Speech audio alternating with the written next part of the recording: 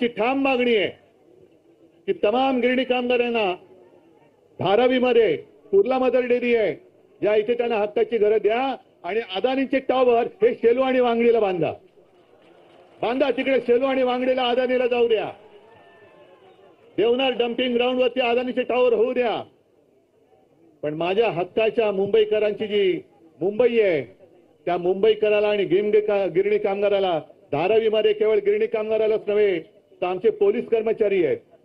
मी तर मागणी केली होती गिरणी कामगार आहेत, पोलीस कर्मचारी आहेत, सफाई मजदूर आहेत, या सगळ्यांना ज्यांच्यावरती मुंबई आहे त्यांना सगळ्यांना मुंबईमध्ये राहायची हक्काची जागा तुम्ही दिलीच पाहिजे. दुर्दैवाने आपलं सरकार आलं नाही. आपलं सरकार आलं असतं तर आज तुम्हाला हा मोर्चा काढण्याची गरज आली नसती. पण काही वेळेला आपल्या डोळ्यावरती पट्ट्या बांधल्या जातात, फोडाफोडी केली जाते. झालं ना आता गेल्या शनिवारी तुमच्या सगळ्यांच्या जे मनामध्ये होते आम्ही दोघं भाऊ आलो ना एकत्र.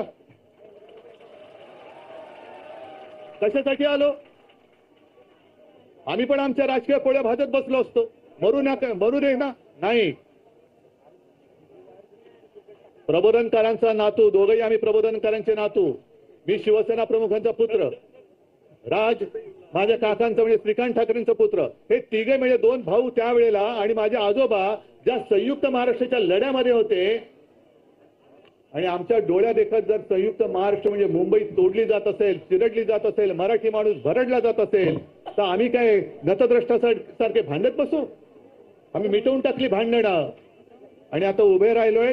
जो महाराष्ट्राच्या आणि मराठी माणसाच्या मुळावर येईल त्याला मुळासकट उघडून टाकण्यासाठी म्हणून आम्ही एकत्र आलेलो आहोत.